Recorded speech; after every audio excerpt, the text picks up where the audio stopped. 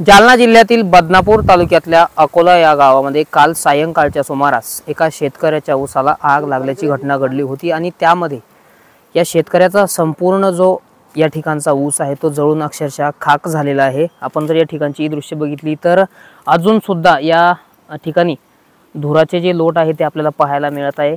खरं तर या ठिकाणी विजेच्या तारा ज्या आहेत त्या ठिकाणाहून गेलेल्या असल्यामुळे या विजेच्या तारांचा एकमेकांना स्पर्श झाला होता आणि यामुळे ही आग लागली होती आणि यामध्ये या शेतकऱ्याचं मोठ्या प्रमाणात नुकसान झाल्याचं जे चित्र आहे ते आपल्याला या ठिकाणी प्रत्यक्षात दिसत आहे। आपण जर या ठिकाणी बघितलं तर हे जे शेतकरी आहेत ते आता अजून सुद्धा या ठिकाणी शेतात जो ऊस आहे जळालेला त्याची पाहणी करतायत, त्याला जमा करतायत।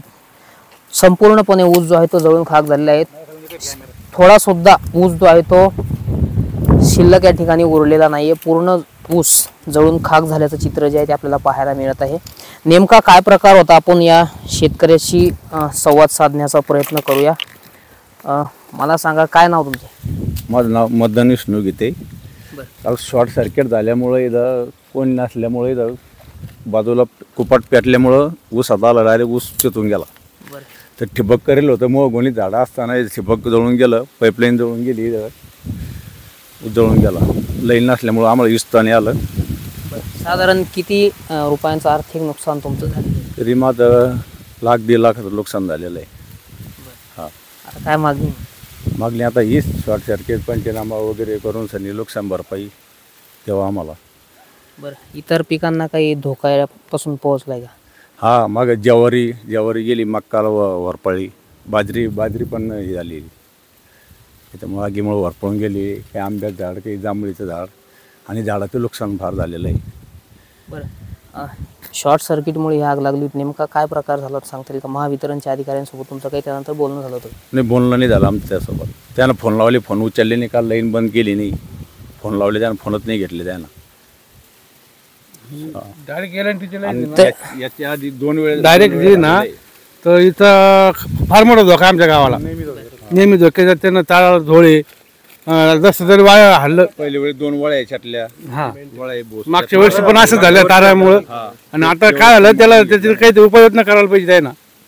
हे बघा, तुम्ही पाहू शकता पाणी कसे झोळे त्याला, असे लोंबकडे तारा उलट कधी हल्ले त्याला स्पार्किंग होती। महावितरणचे अधिकारी प्रतिसाद देतात की नाही? महावितरणचे अधिकारी अजिबात प्रतिसाद देत नाही। मी 3 वेळेस कॉल केलेला आहे, लाईनमॅनने तर कॉलच उचलला नाही। त्या परत मी डेप्टी इंजिनियर साहेबाला कॉल केला, त्यांनी कॉल घेतला, मग त्यानंतर त्यांनी आम्हाला 1 तासानंतर परमिट दिलं, लाईट दिली।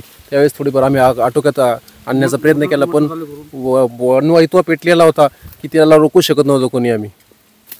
तर नक्कीच आपण जर या ठिकाणी पाहिलं तर महावितरणचे अधिकारी सुद्धा प्रतिसाद आपल्याला वेळेवर देत नसल्याचं शेतकऱ्यांचं म्हणणं आहे। जेव्हा ही आग लागली होती, खरं तर संपूर्ण ऊस जो आहे तो जळून खाक झालेला होता।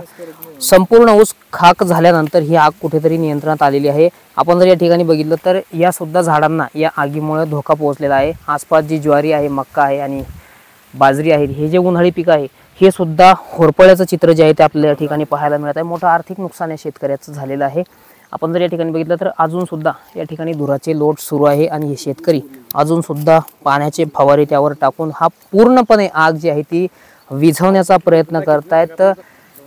सरकारने आता या ठिकाणी पंचनामा करावा आणि आम्हाला आर्थिक मदत जी आहे ती करण्याची मागणी या शेतकऱ्यांनी केलेली आहे। मोठ्या प्रमाणात या शेतकऱ्याचं नुकसान झालं आहे। या ठिकाणी त्यांनी ठिबक सुद्धा केलेलं होतं, इतर पाईपलाईन जी आहे ती सुद्धा जाळल्याचं हे शेतकरी आता प्रत्यक्षात आपल्याला सांगतायत। त्यामुळं सरकार आता या शेतकऱ्याला काही नुकसान भरपाई देणार का हे देखील पाहणं महत्त्वाचं ठरणार आहे। रामनाथ ढाकणे, TV9 मराठी, बदनापूर, जालना।